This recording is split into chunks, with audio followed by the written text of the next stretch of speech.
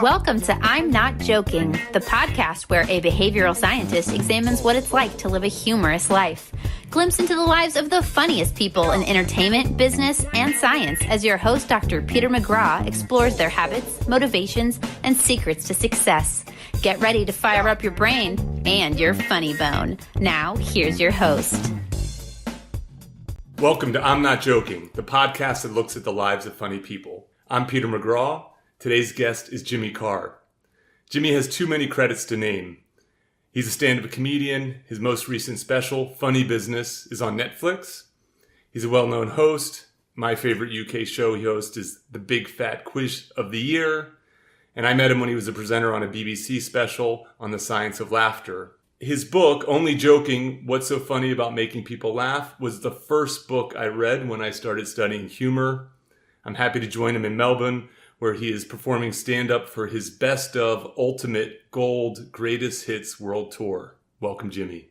Well, I can't believe your luck. Yes, it's an honor and a privilege to have me here, I would imagine. It's nice to see you again. It is. It's nice to see you, How's too. things? How's Benign Violation treating you? How are theories of comedy? Is there? How's it going? It's going actually really well. I'm sort of winding some of that down. We're writing a few review papers these days, but not starting a lot of new work. Review papers and winding that down. Has there been a scandal? What's your new grift? Because that strikes me as a great grift, to write about comedy but not to actually write jokes. Perfect. Yeah, and I'm quite good at that. Yeah. So your book, for instance, presents theories of comedy, but then throughout it's filled with jokes. Yeah, well, I wrote the book with a friend of mine, Lucy Greaves, and we sort of had the initial idea to write a book about, quite a serious book about sort of comedy and, what it's for and, why is comedy. Because and then we wrote the book and we thought, it's pretty fun, but if we put a joke on every page, that sweetens the deal and makes the press tour much easier. So we slotted some in. Yeah, it always sweetens the pill. A joke here or there. Yeah, I mean, on occasion we'll put a little bit of a joke in a paper, but for the most part, I mean, like, the funniest joke I think that is in one of our papers is why do gorillas have such big nostrils? I don't know. Why do gorillas have Because they have such big fingers. Nice. I mean, I wouldn't open with it, but it's yeah, okay. Well, yeah, we're using them for illustrative purposes, not for entertainment. Sure. That's. I mean, again, is a lecture just a gig that goes badly? Yes, I think it is. Yeah, it's just. Hang on, this. So what are you working on at the moment then? What's the next thing? Well, then, I like how this is a podcast and you're asking me questions. Well, you can edit this out, but I'm genuinely interested. I think it's such a fascinating kind of area, and I did think, we did that documentary for the BBC, which I'm sure people can find online. But it's a really interesting thing, the benign violation theory, because it is the only theory that you go, this works for all jokes. And people often kind of get into that thing of like they follow one of the other theories and you kind of go, it's not really, there's nothing there. It doesn't explain why people falling over is funny. Yeah, it falls short. So we always talk about the problem with humor theories is they're presented like a menu of theories where you have to choose a theory based upon a particular form of comedy. Sure. And that doesn't make any sense from a theoretical standpoint. Like a theory of emotion, like you don't have different theories of fear depending on the thing that's scary, right? You don't have a theory for fear for snakes. It's very interesting, actually. I just did a thing in Oxford University, we did a sort of seminar day with people that were academics and they're working with computers on writing jokes and generating comedy material. Is that right? And it was fascinating, sort of AI and comedy. And they said, we've got all these machines that can write jokes and they can write pretty good jokes. And we sort of went in there and went, well, that's not the point. Find me a computer that can laugh. That's what matters. That can recognize jokes. That can laugh. That has the feeling of joy that you get from laughter. That's the human thing. Being able to write jokes isn't the skill. Being able to laugh at jokes is the skill. And that idea of it being a social activity. I sort of think there's sort of a golden age of stand-up in terms of people wanting to go out and come to a show at the moment because of how we're living our lives. Because we feel quite alienated, more so in our culture than anywhere else in the Western world. I think people feel quite alienated. We're incredibly connected to everyone else in the world via Twitter and Facebook and Instagram and everything, but we feel very isolated. And so there's that weird thing where if you watch a comedy show on your iPad on the way to work, even the funniest show in the world, you watch an episode of Seinfeld, you may have a wry smile. But if you watch it with 5 friends, you laugh. You're 8 times more likely to laugh when you're in a group. It's such a group dynamic thing. And the laughter is the interesting part, not the material, I think, because it really defines being human. Although, in some ways, that's easy for you to say because I'm so funny. Yes, I'm so damn funny. Because you're good at writing the material. Though there's a lot of people who would disagree in the sense that it's hard for them to be funny. Well, I don't know, because I think what I do is such a peculiar profession, to be funny for a living and to make people laugh and to get people to pay to come and sit in a room and you make them laugh for 2 hours.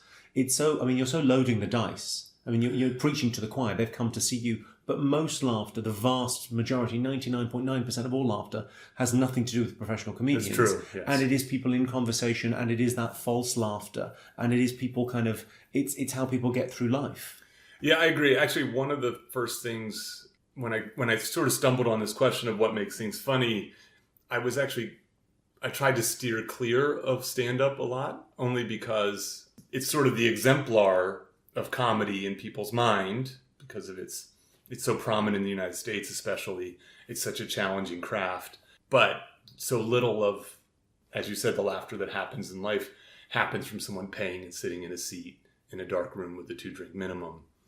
And I think if you do focus too much on comedy as a humor theorist, on stand-up comedy as a humor theorist, it affects your decisions about theories.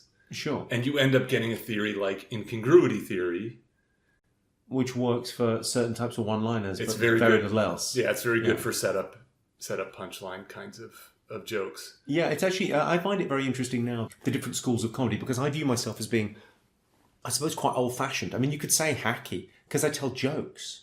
It's very old-fashioned. Like in America, there's very few people that do one-liners. I mean, there's, there's myself, there's, Anthony Jeselnik, there, obviously people like Emo Phillips and Stephen Wright, the great masters of joke writers. But that was, they had their sort of, came to prominence 20, 25 years ago.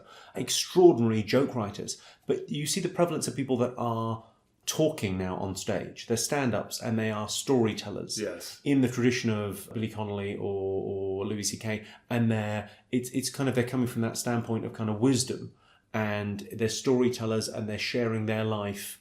And most American stand-up, I mean, like, there'll be jokes in there that you could kind of dissect, but mainly it's the story. Yeah, this idea of like laughs per minute. Your laughs per minute are much higher as a result. Well, I think it's that thing where it's I'm very aware of what the gig is for me. I'm very aware of being an entertainer and wanting people to kind of go away from the show with those, kind of little nuggets of thoughts. And it's also the fact that they're all lies. Like, as a lot of the comics that I really love, it's all about truth. It's all about, when you watch Bill Burr on stage, it's about his truth. It's about him telling you what's going on in his life and what he thinks about stuff, and it's really engaging and wonderful to watch. But with me, it's like, no, there's none of that. There's none of that. We'll assume that everyone gets these are just jokes, so we can ignore the cruelty inherent in them, and we can just have a laugh. And it's the ultimate kind of safe space in a comedy show. Do you find that is that getting harder to do? For a comedy club or a theater to feel like a safe space? I don't think it is. I think people are really kind of, they're looking for, I don't think anyone comes to see me that doesn't know. It's very rare now that I get someone, I imagine there's a percentage of my income that is people that have no idea who I am.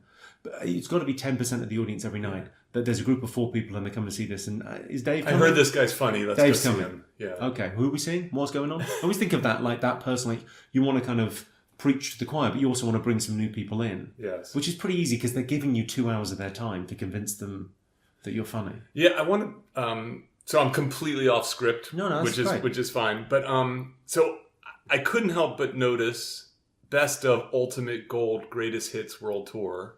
You're doing a greatest hits show. Yeah.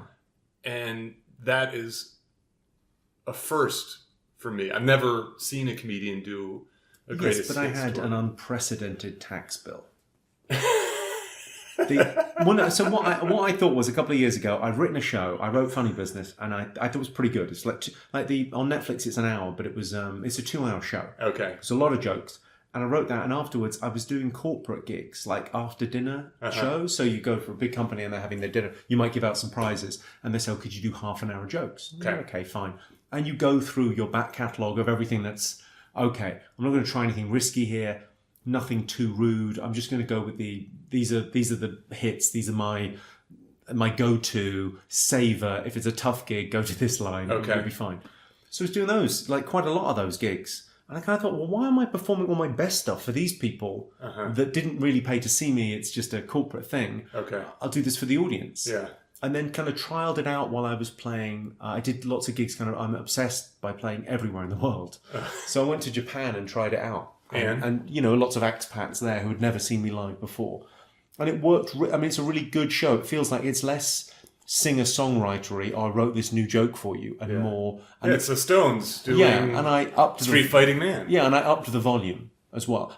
The volume of jokes in terms of going, right, instead of doing 2 a minute, I'll go 4 a minute. Okay. I'll just really try and pack them in there and get to that stage where people kind of, if you like those kind of jokes, you're forever kind of catching up. And it's, from an audience perspective, it's a really, fun, entertaining night out. It's quite a fun thing to do a best of, because I guess people have done it before. I mean, I've seen Stephen Wright a couple of times, and he does that thing where he does probably an hour and a half, and 40 minutes of it is the classic. Is the thickness of my socks and stuff like that. It's incredible. Yeah. So, and I guess the thing is, it's your greatest hits, but your audience haven't heard all of this stuff. So some of it might be familiar. Well, I went back through everything, and I didn't remember all of it. So I don't think they've got much chance. You occasionally, I watched old DVDs of myself going, oh, God, and then occasionally you go, oh, it's funny, isn't it? That's a funny thing that happened. Okay. I don't reread my papers, but I wish I could rewrite my papers, like my papers from 15 years ago, because I think I could do a better job. Well, I do think it's that thing where you... but a comedy, I don't think is an art. I think it is a craft. And I think you get better at it. Mm-hmm. I don't think you should ask comedians how long they've been doing comedy. I think you should ask them how many hours they have on stage. It's like being an airline pilot. Okay. And that 10,000 hour thing is pretty true. So I watch early stuff of mine and go, oh, right, you're sort of terrible at this. But there's a nub of something there. There's a weird thing where when I look at jokes that I've written, you can sort of tell that it's my joke. Okay. You can there's a DNA in there's a brevity, and there's a certain way of there's a certain wordplay that I go, oh, I see exactly how I did that and what I was thinking. So you're trying to trim your jokes down to as short as possible. I don't even try and do it. It's just that's the way they come out. I don't think you get to choose what kind of a comedian you are. Okay. I often chat with a friend of mine, this guy John Bishop, who's a brilliant comic, but a real storyteller. I mean, a proper storyteller. And in his show, if you go and see him, he'll do an hour and a half or 2 hours and 5 or 6 stories. Okay. But they're the lovely, undulating, wonderful stories, but they're all true stories. You go, that's the comedian I would have chosen to be, because you go, well, you have 6 funny thoughts, you're away. None of this 300 one-liners nonsense. Yeah, so this is a 2-hour show. You have an intermission. Yeah. Right? And that's a lot of comedy. I think it is that thing where I'm not doing 2 hours for the people that come and see me tonight. Okay. I'm doing 2 hours so they come and see me again in 2 years. It's that thing where you're always playing you want them to walk out of the theatre going, well, that was, in Australia, it's $80 to come and see me, 80 or $90. So you want them to come and see the show and go, it was really funny. Yes. And there was lots of it. Yes. And we didn't feel shortchanged. And we wanted to see him. We just saw him. And he told us a ton of jokes. And it was super fun. You want them to feel like... a good value. He's coming to town. We're going. Yes. We'll go. And in the UK, I've built up that thing of going, if I put a tour on, people come back year on year on year.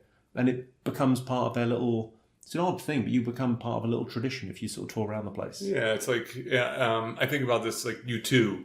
There's people, every time U2 goes on tour, you just buy a ticket. And you're just going to... You become part of that feels... thing. Yeah. I mean... I'm very much a poor man's U2. Well, there are worse things to be. And you tour all the time.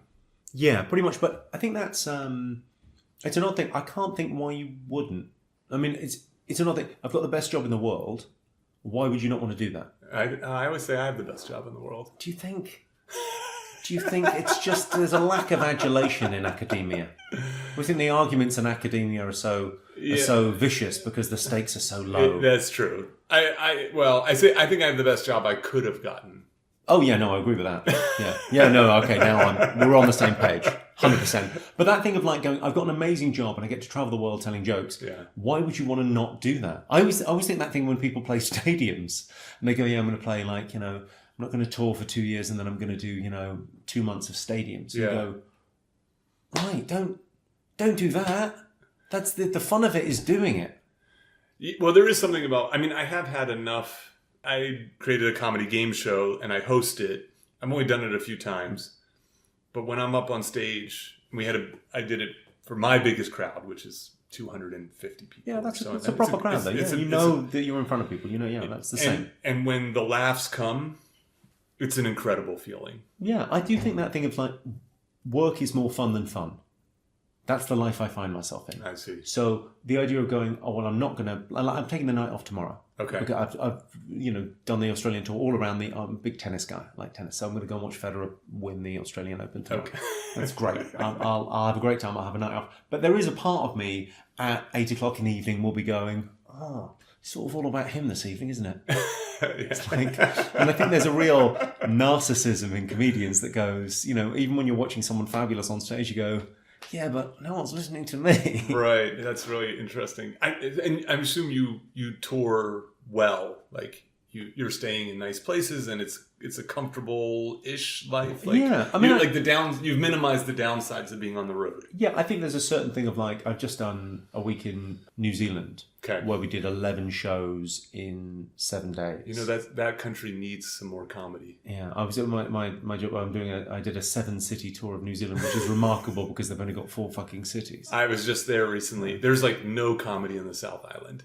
Yeah, no, it's really interesting. We did Christchurch, so we flew into Christchurch, and I did I ended up doing a 4,000-seater there because the demand was quite high. So I do think there's something about the smaller places that you go, you get better crowds. In Melbourne this evening, there are probably 15 or 20 other things you could do. Yeah, there's a lot going on, yeah. Restaurants and bars, and there's shows, and there's theatre, and there's sports, and there's a ton of stuff happening. Mm-hmm. Whereas sometimes you pitch up in Napier in New Zealand and people go, who's on? Yeah, we're all going. Yeah, I was in Christchurch. I totally understand that. The best experience I had of that was in Iceland. I did a place, so everyone plays Reykjavik. Okay. And I've done Reykjavik a good few times, and I like Iceland a lot. I like the people, I like it's just great. And so I said this time, are there any other cities we could play at? And they went, no. But we do have an art centre, 4 hours north. Okay. And I went, yeah, all right, I'll do it. And it's like an 800-seater, and the town is like 805 people. Okay. And just everyone came. Yeah, there was no like choice on, who's on. They just went, well, there's a thing on. We'll go to the thing. Yeah. And they liked it more? It was great. Yeah. That's great fun. So you have the best job in the world. And now let's suppose I've taken this away from you. You can't host, you can't write, you can't act. No stand-up. Yeah. What do you do? What are you going to be? I would go into management. I would love to go into management. I'd love it if I had the time to do that. I think there's something about other people's careers when you watch if they could, sometimes when you see someone you go, oh, he's not world famous. I don't even understand why he's not. Yeah, I don't even understand. Has he been given the wrong advice? Is he not in the right stream? Is it you see people you just think are incredible, and you want them to do brilliantly. It's interesting. I had a conversation recently about someone who he does some stand-up, but he would much rather be a director and direct stand-up, which is an idea I've never heard of before. Obviously I know about directing, and it's great value in there are people that have got a bit too much talent. Sometimes when you meet someone, I hung out a little bit with Neil Brennan, and Neil's kind of got this thing where he's very good at directing. And he's a brilliant stand-up, and there's so many different pulls on his time. Yeah. In terms of you going, he didn't even get round to doing stand-up, I think, until he was about 30. Yeah. Because he was so busy. He's great at writing, and he's great at directing, and then there's other kind of pulls. So you get sometimes that just happens that other people kind of go, well, I'm going to go off and do this other thing because it's an interesting kind of long-form project. Whereas I sort of think I've hit the absolute. I believe the expression is I've got a lot out of myself. I've gone as far as I can with the talent I've got. But yet you're still a young man. I'm 45, so I think is that young as a stand-up? I don't know. Well, I think the issue with stand-up, it's not about youth necessarily. It's about longevity, right? The question is, how long can you make it work, right? Because... Did you read, there was a great article in Vice about the age of comedians and like what age they need to be a success. And let me guess, it's it's different for every comedian. Because you look at Mark Maron's a really good example. Okay. So Mark Maron, when he was 25, 30, incredible stand-up comedian. Just a brilliant stand-up comic, great comic mind. But there was something about him that didn't quite work because he always had a touch of the get off my lawn. Yeah, he's a little bit of a curmudgeon. He's a 25-year-old curmudgeon. A 25-year-old curmudgeon doesn't make any sense. It doesn't quite fit. So, but suddenly when he hit, I don't know what he hit, mid-40s, and just everything clicked. Everything he said rang true and was just worked. I think Louis C.K. maybe the same thing about the age of 40 and that divorce and that chewed up thing. It was just, everything just seemed right. He kind of fit in his skin. He looked right and he kind of felt like the right kind of comic. Yeah. So you're saying there's a shelf life. Well, I don't know if there's necessarily a shelf life, but I think there's a great kind of an age to be as a comedian. I think I've looked pretty much the same since I started, so I'm kind of ageless in that way. So then what do you translate? You just you stay in TV. You do. I think I've always thought I'm in stand-up, and everything else is kind of a little bit of a sideshow. Okay. So much as the TV things are really fun, they're like someone else makes that decision, and the joy of this job is that you don't have a boss. That you're kind of you can do what you want. You can work as hard as you want, or you can take time off and sit around. So the TV stuff is really, really fun. It's nice to have a mix and to play with others and to mess around with other people and do other shows. So that's always really fun. But the main thing is stand-up. Everything's come from stand-up, and you try and remind yourself that's where it's from. Okay. Don't sort of disappear and become a TV host, because that doesn't lead to anything else. Whereas the stand-up just offers keep on coming in. They're interesting. Yeah, I could see how that would be the case. So then, what is your advice? So let's play the role of manager, right? Not agent, manager. That's a more interesting job, I suspect. Yeah. And you've done this largely though on your own. What, my career? Yeah. Well, no, I don't think so. I think you've had an awful lot of help along the way. I mean, my manager Hannah, I've been with since I started. Okay. Pretty much. I mean, I'd been going about 6 months a year by the time we sort of found each other. She was at about the same level as me. Oh, is that right? So she had just got into the industry at the most junior possible level. Uh-huh. So we sort of came up together. Oh, that's nice. Which was it's a really interesting relationship. But I don't think anyone does this on their own. I think there's a real illusion. It's like kind of sportsmen or whatever. There's always a team behind you that, my tour manager or people that kind of, have been with you a long time, and you feel like, they sort out the things so you can just get on with the bit you're good at. Yeah. And so, but there was a time where you kind of broke through when your stuff started to stand out. And what did you make a change, or was it just a matter of getting good? I think partly a matter of getting good, but it happened quite quickly. Okay. And I think it was quite... I think it was really... There's a thing called I'm sure you're aware, the Edinburgh Comedy Festival, the Fringe Festival. Mm-hmm. And I went up there, and I was sort of doing gigs in London, and there's a ton of gigs in London. And at that time, there was a ton of open spot gigs where you could just turn up and do time. Okay. And I didn't realise until I got to New York or LA, years later, that doesn't exist anywhere else. There's no other city where you can just turn up and you can do lots of spots as a newbie. Yes. And and there wasn't much competition at the time. Okay. So I taught myself how to write jokes, and I was getting up a lot. So the first maybe 3 or 4 years of comedy, I was doing 300 shows a year. Oh, this is like the, that sort of famous Beatles story. Yeah, the outliers kind of thing of going, it's the amount of time you spend on stage. So, and I didn't have much of a work ethic pre-comedy. Okay. I did very well academically, and I had a nice job with a big blue chip oil company, and I was doing fine, but very kind of, middle management and boring. Okay. And wasn't working particularly hard at it because I didn't love it. And then I found this thing that I went, I just want to do this all the time. I could just do this all day long. And that became much easier to go, well, I'll just do a show. I didn't kind of, it didn't become work. So I could just put more into it. And I didn't get bored of doing it. Yeah, so I mean, it's striking. I mean, as someone who works hard, I see it in other people. It's clear you work hard. Yeah, right. You're on the road a lot. Some people have got that amazing.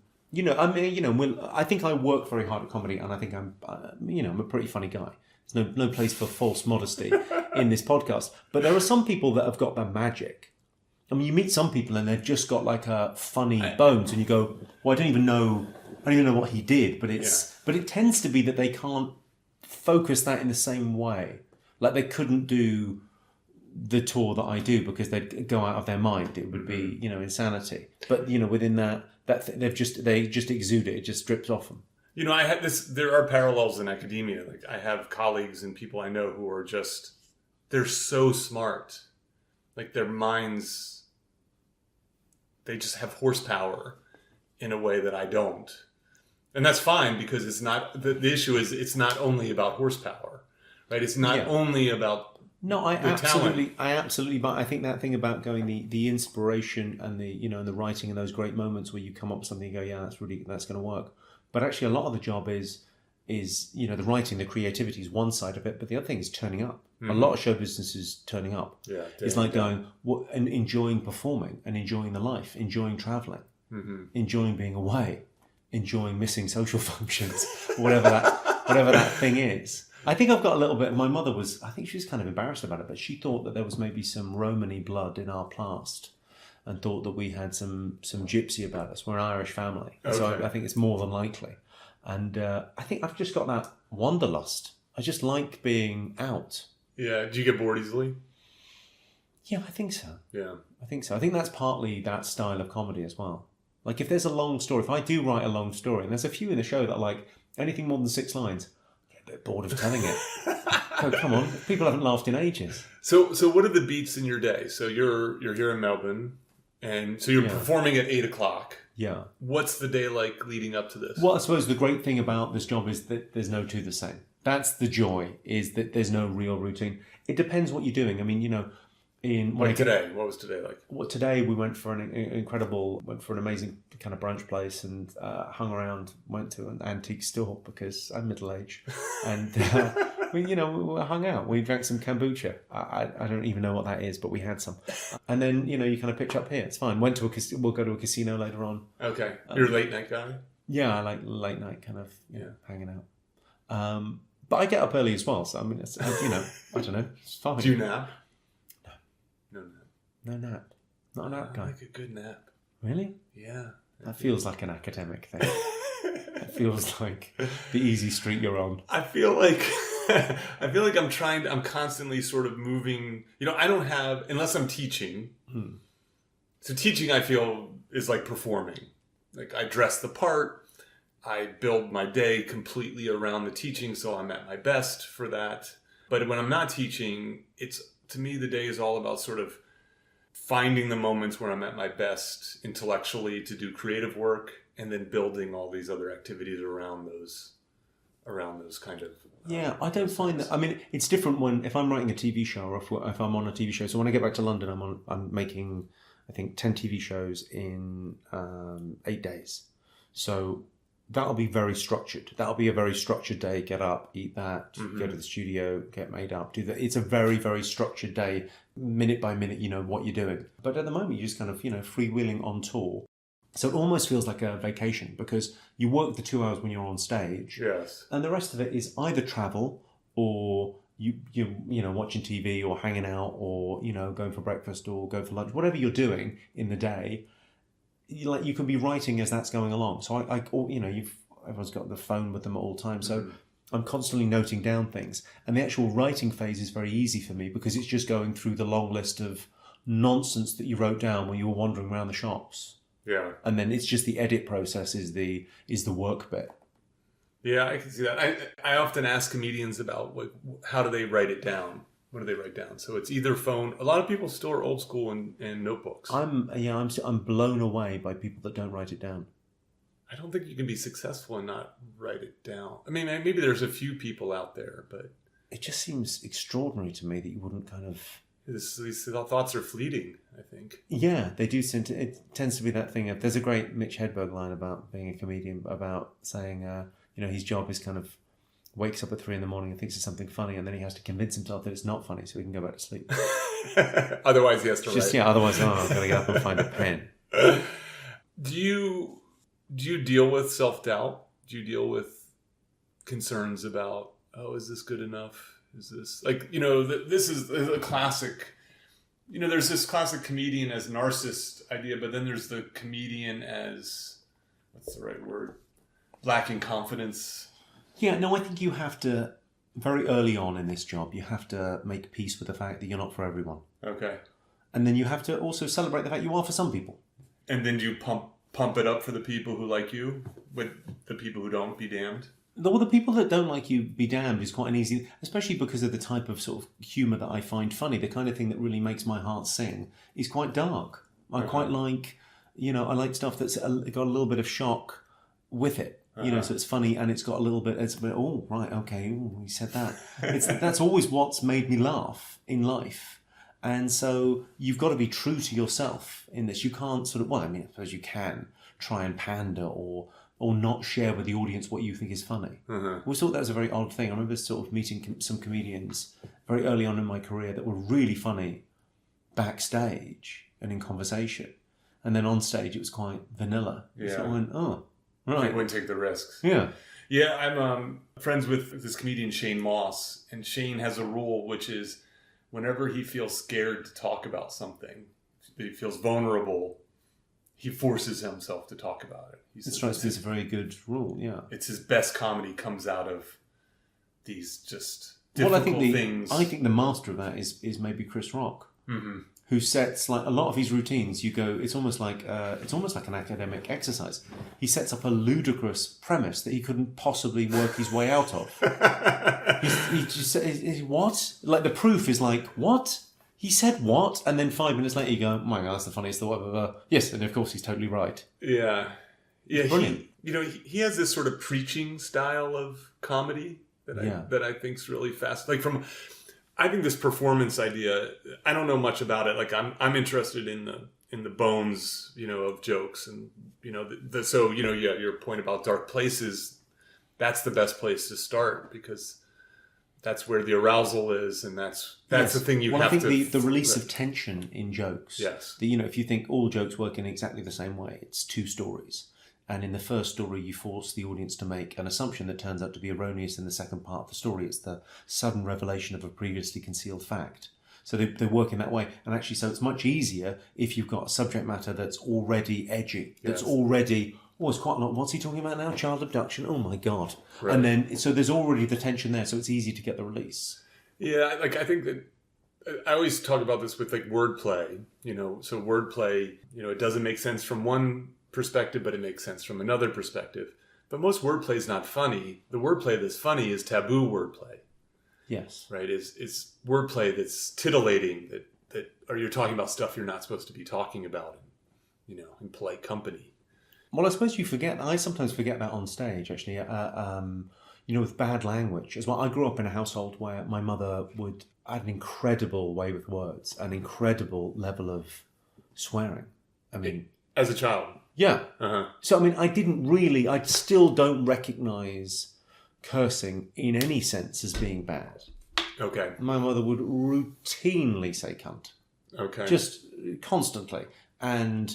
would have a lovely kind of turn of phrase. She would go, if you ever said, "Oh, you look nice," she always go, "I look like a whore at a christening." Just a lovely kind of little aphorism, kind of, and was really funny and really, she was great. But that thing about going the bad language that I sometimes feel on stage, like if you punctuate something with a well-timed and a well-delivered curse word, yes, you forget most people don't use that language in everyday life. Yes, right. It's unusual for them to hear that. Most people don't live in a Quentin Tarantino movie. No, they go, "Oh, Christ, he said that. It's funny." Yeah, it does. Yeah, it's certainly it's an exclamation point for these things.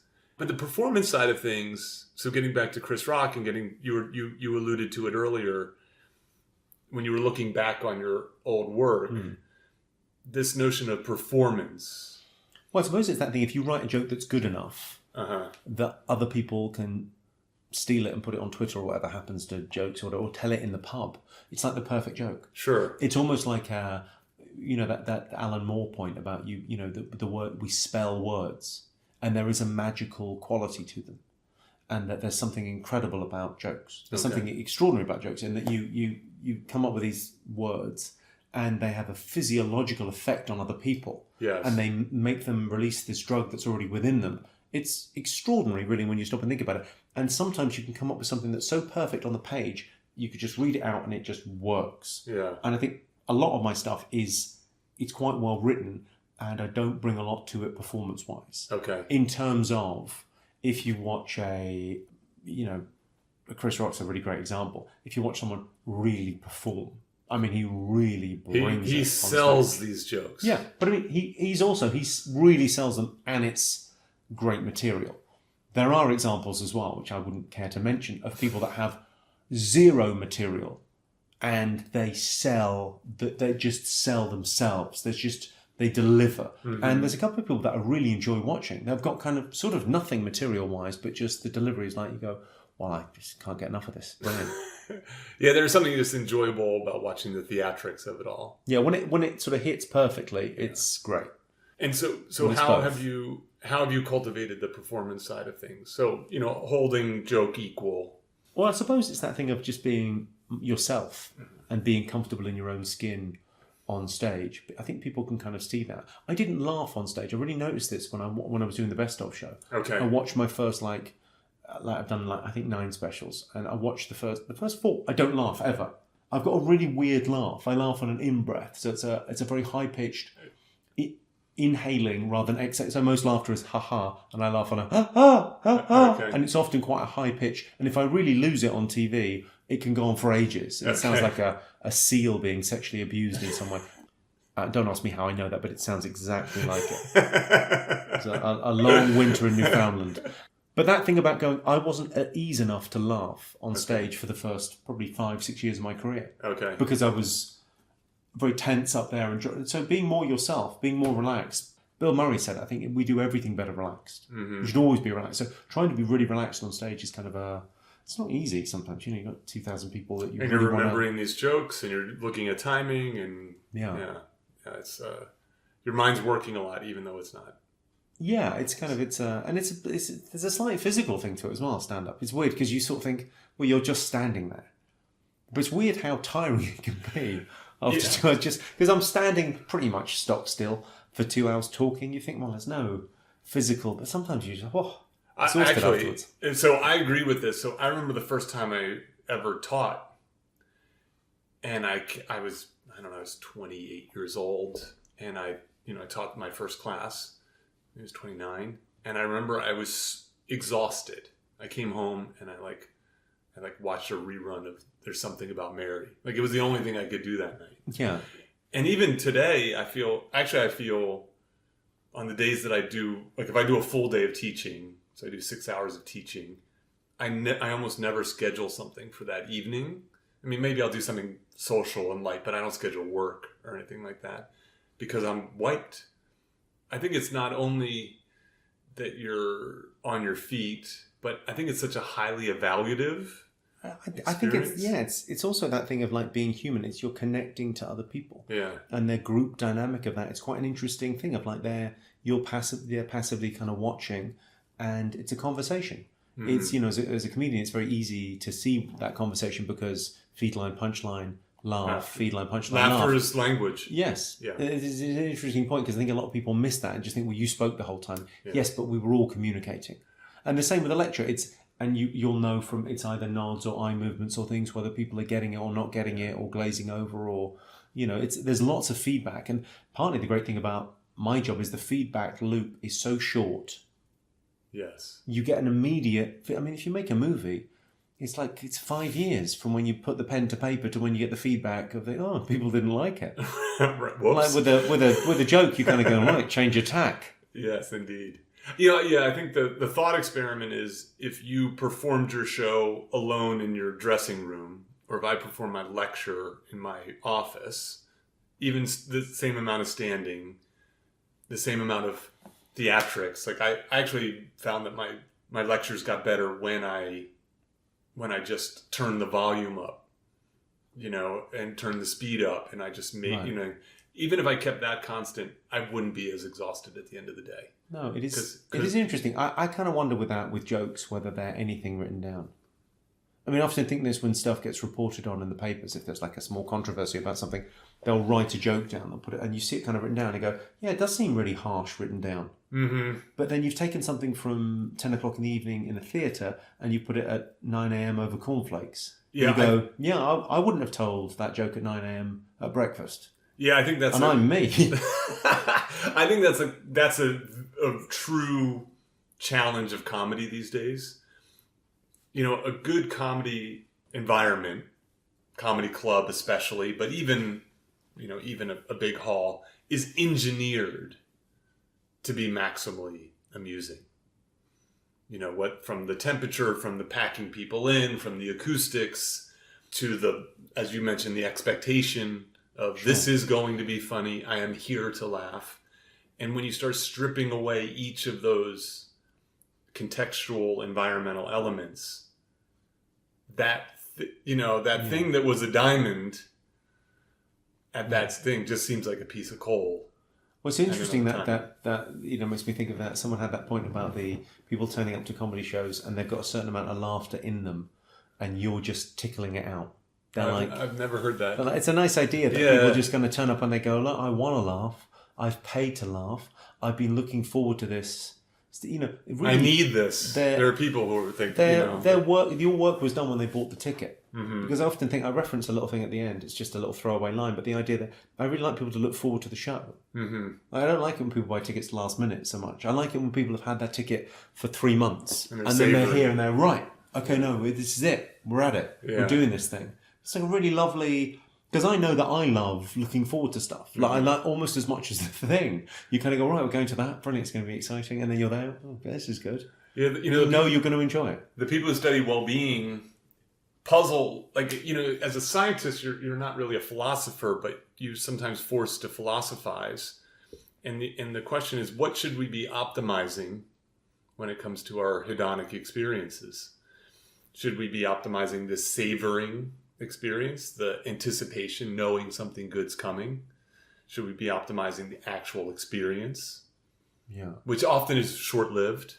Or should we be optimizing this retrospective evaluation of it, which is... It's very interesting. I mean, I think, all of life is a memory, apart from the cutting edge of this fleeting moment. Mm-hmm. So I think that memory of it is quite an important thing to me. The idea, if I'm looking at it from an audience perspective, I want people to go away from it and remember it. And just because they won't remember the jokes, they won't remember the specifics of the evening. Yes. But it's that thing, it's very true in life, in human interaction, in relationships. People never remember what you say. They remember how you made them feel. Yeah. So even though I tell very brutal, sort of harsh jokes, people go away thinking, oh, he's all right, isn't he? Yeah, we laughed. He's a good guy. We laughed for a couple of hours. Isn't that nice? And maybe that's why that storytelling approach to comedy can be successful. Well, so there might be fewer laughs, but it's a really connecting, wonderful. Good. Yeah, it's a friendship. Yeah, you do feel like friends with those. And I mean, storytelling is just. I don't know. I don't actually know from an evolutionary standpoint how to describe it, but it's such part of being human. It's something that is just wired within us. Who's the Sapiens guy? Is it Johann Hari? The idea that stories are kind of everything. It's that's the nub of humanity is stories, and the idea that that research that showed that we did about laughter predating language by about 1 million years. Yeah, it's amazing. It's really interesting to think of that idea of going that was there way before language, as a way to make sure that the group survives. Yeah. And the idea of those, we did the show with Dunbar, and the idea that Dunbar number is increased by laughter. So you go from 50 apes, that when the group gets to 60, they go, no, we're off over here, thanks. Yeah. To going, well, you can get to that Dunbar number of about 150, and that allows specialisation, and that allows everything else. Mm-hmm. Not to big up comedy's importance, but it does strike me that that's what all of that kind of false laughter within conversation, within life, within social interaction makes that possible. I agree. Actually, to me, the interesting thing is that what language has done to laughter is it's just increased the frequency of it. Right? So the way I've always thought about it are, so yes, laughter predates language, but the things that we would laugh about pre-language were limited. Yes. Language has has increased the likelihood of laughter. Yeah, it's very Wittgenstein, isn't it? It's that idea of the limits of your language are the limits of your imagination. And now we can imagine all kinds of scenarios and hypotheticals and have thought experiments. And imagine no hypothetical scenarios. And then that's right. I mean, and that's the interesting thing about comedy. People always talk about truth in comedy, but most comedy is not about actually, it's not truthful necessarily. It's actually built on, let's suppose this is the case, or I'm just kidding, which is not truthful. Yeah. Right. And so, I mean, I think the truth can be a useful path to comedy, but it's not a necessary one. Well, I think people sort of talk about, kicking their truth in a way that's maybe skew. I know exactly what they mean by that, and they're using the word correctly, but it's not quite.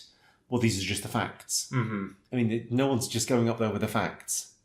No, that's what I do. Yeah, in my life. Right? Yeah. I bring the facts. That's what people pay for in their coursework is for facts. Well, it's quite. I mean, it's interesting. I mean, not to segue off, but the political world at the moment, the idea that you go, what we don't have at the moment is commonly agreed facts. Yes. As a start point. It was a weird thing where people used to have. Well, we've got differing opinions now. We can agree on this thing. We've got different opinions on this, but this is the fact. And now people have got differing facts, and you go, "Oh, the world's gone fucking mad." Then it's good. There's a weird thing with they sort of talk about a grand age for political satire because of Trump, and you go, "Well, you can do a couple of one-liners about him being an idiot, but after that, he's going to be more ridiculous than anything you could say." Yeah, I think that. Well, also, I just think for me, in terms of watching comedy, I'm always looking for the stuff that's different, and so. Staying away from Trump is exciting to me because there's so many people, at least in the United States, who are doing it. On the left. So I have two questions for you before we wrap. Sure. So I ask this of everyone: what are you reading, watching, or listening to these days that really stands out to you? Oh, it's not just good, but you think of as great. I'm trying to think of the last thing that I saw. I mean, I just watched 3 Billboards. Oh yes, and thought it was. I mean, I had to stop the movie to cry.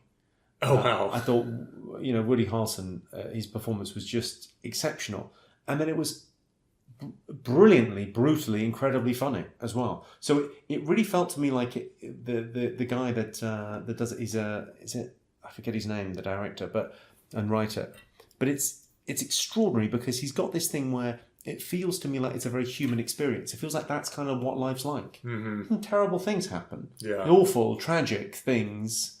And then by turn, something funny happens. And I love the tone of the movie. I just thought the tone was absolutely fabulous. Oh, that's good. I've only seen the preview and it's compelling. The preview is compelling. Yeah, it's pretty great, I think. And just it's some extraordinary performances in it.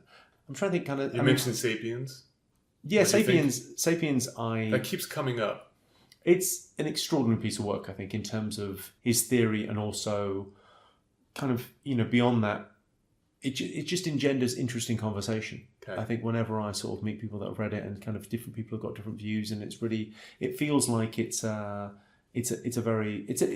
suppose from your perspective very interesting of someone that's come from an academic background but has somehow got something that's kind of become a bit more mainstream. Yeah, it has reached a broader audience than you might have expected. Yeah, I really, really enjoyed that. I thought it was a fabulous book. And I watch a lot of those. I suppose it scratches the same itch for me as I watch a lot of Adam Curtis documentaries. I really like him. He's very much kind of a polemicist. I mean, he's very strong opinions about things. Okay. But he made sort of The Century of Self, and he made a brilliant one called The Power of Nightmares. Okay. Which is very interesting about narratives and about politics, which I thought were exceptional. Oh, nice. Really good. I watch a lot of comedy as well. I watch an awful lot of stand-up comedy. I absolutely love it. I would say I'm a comedy fan first and foremost, and a performer, distant second. I absolutely love it. So, I mean, the last couple of things I watched Dave Chappelle's special. Yeah. Really enjoyed that. I watched Judd Apatow's special. Okay. Really enjoyed that. I watched Catherine Ryan has a comedy a Netflix special, which I thought was Netflix has been great for stand-up. It's been extraordinary, I think. It's a real kind of golden age that people can reach a bigger market. I mean, partly my issue with it is people aren't taking advantage of it. because people sort of go, oh, I've got a Netflix special. It comes out in America. And they go, yeah, I'm doing a little tour. I'm going to do New York and Los Angeles. And you go, yes. Have you been to Malta? You know you can go to Malta now. You know you can play Poland. You know you can do South Africa. You know you can do Japan. If you have a Netflix special, you can go nearly anywhere. Pretty much. I mean, I think it's partly Netflix. It's partly the way people watch television has changed so fundamentally in that we are all our own channel controllers now. Mm-hmm. So no one watches what's on.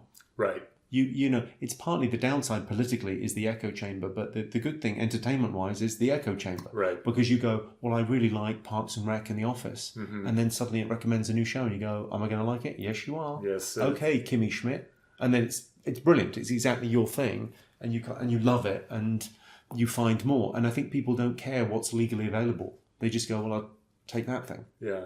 You know, you were talking about AI earlier. Like, I'm suspicious of how good AI can get at writing jokes. But one thing that AI does incredibly well is says, oh, you like this? Here's everything else you're going to like. Yeah, it's extraordinary. It's kind of slightly... I mean, I'm pretty into music. I listen to an awful lot of music and...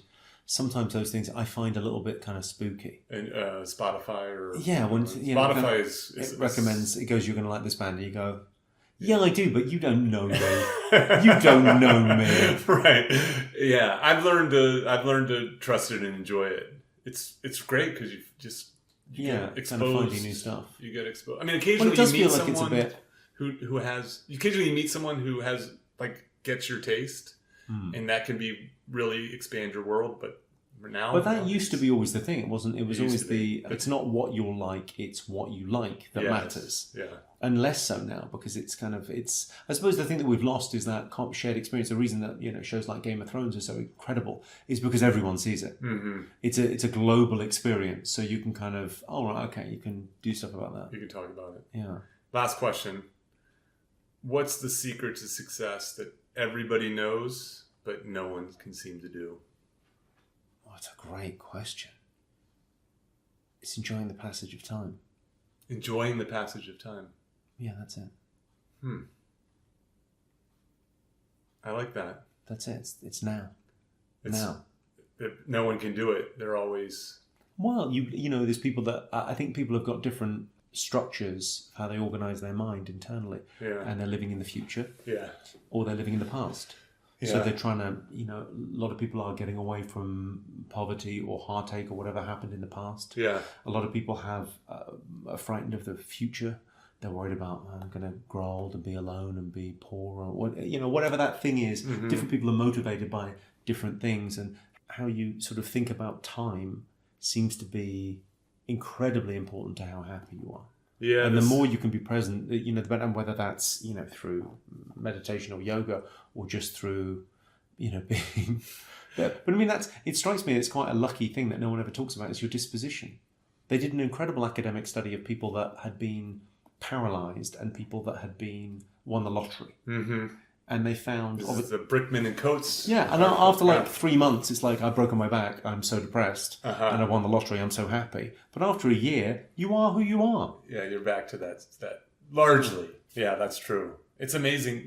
There is a lot of work on this sort of past-focused or future-focused or present-focused orientation. Yeah. And I think it's hard to be present-focused. If you think about how hard meditation is, it shows you how hard it is to be present-focused in that way. But I think meditation is slightly... I almost think we need a different terminology, because I think people are in sort of meditative states on the regular that don't think they're meditating. So I almost feel like when I'm on stage, if I'm not on autopilot when I'm on stage, but I'm in a very comfortable space doing something that I enjoy, and it's 2 hours passes by in the blink of an eye. Yeah, and you feel like there's a lovely thing there when you're going through something in life. Mm-hmm. Something. Yeah, I call it a flow. In the literature, it calls it a flow state. Yeah, where you're sort of optimally challenged. Yeah, right. So I think the thing is meditation is tough because your conscious mind can hold 5 plus or minus 2 things in it at any one time. You can't think of more than 5 things at any one time or 7 things at any one time. But if you give yourself that many things to think about, you can really relax your unconscious mind. Okay. So I think when I'm on stage, you're thinking about, right, what's the next joke? How am I performing this? What line am I going to punch? How long should I leave the pause? Shall I talk over whatever you're thinking about on stage? I haven't looked up there for a while. I want to acknowledge those people in the back. I want, whatever you're thinking about when you're on stage, yes. Your subconscious mind can get on with other stuff. So sometimes your subconscious mind, you can say something on stage and be very quick because it's very relaxed. My closest thing for this is either when I used to play sports, playing sports made me present, and the better I got, the more enjoyable it was because I could do a lot of things at once. Well, you want to get to unconscious competence, don't you? Yes. It's that thing if you get the, that sort of that scale where it goes from unconscious incompetence, conscious incompetence, conscious competence, unconscious competence. Yes, and you want to get to that stage where you go, I didn't even think about this. Driving the car is the best example. Yeah. So I find driving a car, I get very relaxed. I'm very creative when I have a long drive. Okay. Because I know exactly what I'm doing. Yeah. I don't have to think about the road particularly. Yeah. You're present, but you don't have to you have to consciously, when you first learn to drive, you're very I was driving in New Zealand on the other side of the road, and it was different. Yeah. Than normal. Yeah, I feel like writing, I can get those moments, those flow moments. Not always, but just here and there. Yeah. Where all of a sudden time's passing quickly. I mean, for me, it feels very easy because it's such a moment's thing what I do. Yeah. It's one-liners. I'm not trying to knock out a novel or a paper. Uh-huh. I'm not trying to craft something that's I think lots of comedy shows, I go and see people sometimes, and I think this analogy really works when you sort of watch someone's show and you go, wow, it's like a piece of marble and they chipped away everything that wasn't a horse. It's amazing. Yeah, that's right. And with me, I'm building with Lego. It's just easier. It's just easier, isn't it? It's like one-liner, I'll write that, and then I can write another one in 3 months' time and just go, I'll do that one after that one. But does it flow? Yeah, they're both funny. That's what they've got in common. Yeah. You don't need anything else. It doesn't need to be, there's no kind of narrative to it. So it's much easier. I think I think maybe everyone feels this, but I really feel like I found a grift. Yeah, that's great. That's why you have the best job in the world and I have the best job I could get. Sure. Hey, what else are you up to now? Just as a little coda to this for people that are listening. If you're not doing Benign Violation and... Well, yeah, I'm not giving it up totally, but I'm starting some work on improv. So I'm starting to look at how the kind of rules and lessons of improvisational comedy can be more broadly applied. How it can be useful in real life. I think it's very useful in relationships. No doubt. I think that idea of going and... Yes. Or we'll take that and we'll build on it as a starting point is really... Yeah, I think that's very interesting, I think, because those skills I think they're much more transferable skills than stand-up. Like stand-ups are... There's a great quote about stand-ups that we're out for ourselves but in it together. Yes. And it's a nice Alan Havey. You know Alan Havey? I don't know. Oh, great stand-up. Great guy. But, out for ourselves, in it together, that's kind of how stand-ups are. But I think improv people, the biggest comedy stars in the world are always improv people. It was like, it's guys that came from Second City and then, your Will Ferrell's and your Tina Fey's and it's kind of that, wow, incredible. Yeah, I think this idea... So actually, I think beyond yes and, I'm really interested in this notion of gifting. So one of the concepts in improv is gifting. So yes and keeps the scene moving, but what gifting does is that it makes it easy. It just makes things easier for you. So when you and I are doing a scene and then I just say, well, I know it's really hard when X, Y, and Z happens to you. Now I've just gifted you something to work with. And when I do that, it's just all about making life easier for you and making you more interesting and all that stuff. And the idea is that if we're all doing this, right, if everybody considers themselves a supporting actor designed to help everyone else, and everyone shares that, then we all get elevated. Well, this is really what I see as the purpose of this podcast. You're making me look good. Did you see Mike Birbiglia's movie, Don't Think Twice? Not yet, but I think you a would lot really of people like have it. talked to me about it because it's improv focused. Yeah, it's about... ultimately it's about... I don't think I'm spoiling anything, but it's a wonderful, wonderful piece. But the central premise is a group of improv people, one person becomes the star. Yes, one person right. gets the big break. And what does that do? Yeah. Yeah. It's just beautifully... I really like Birbiglia anyway. There's a great storyteller. And what an authentic guy. Yeah, he doesn't have a phone voice. Yes, that's right. Oh, that's well said. Yeah. So what am I doing now? So that's actually a glimpse into the kind of things I'm actually sort of trying to think about. How can I translate the lessons from comedy more broadly into life? So I'm starting some work on editing, for instance. I'm here in Melbourne, and one of the things I'm working on is a new paper about how the principles of editing are much more widely applied than we often think. We think about editing television and film and books, but I think that as humans, we're constantly editing. Yeah, the extraordinary thing is really not the amount of information. I mean, the amount of information we take in is extraordinary through our senses. It's what we have to edit out every day. Constantly. I think you get into quite an interesting area where you talk about people on the spectrum or autism that don't, that because the amount of information coming in, if you don't edit that properly, it's a problem. Yes. So it's what we naturally do anyway, where we go, what's the important thing here? I suppose it links back to our Darwinian evolution. Yeah, and I think, and no one's really, they don't think of it in this kind of way as in terms of adding, subtracting, and ordering. And yet we're doing every time we start a day, we're making adding decisions, subtracting decisions, and ordering decisions. And those can have a profound effect on our happiness. So those are the kinds of things I'm starting to work on. Yeah. It seems like happiness is kind of the overarching field. When I get down to it, if I want to study big problems, so humor is a big problem. It's an age-old problem, as you know. An even bigger problem, which humor feeds into, is one of well-being. Is what does it mean to live a good life? Yeah, someone told me something recently which I found sort of fascinating. On the flip side of comedy and creativity is anxiety. So the idea that the same bit of your mind that you can't switch off and writes jokes is the bit that's wakes up in a cold sweat, at panicking, in the morning, it's that anxiety. It's that, but it's quite a nice way of thinking about anxiety, of going, it's misdirected creativity. It's the creative bit of the mind going, I can't switch off.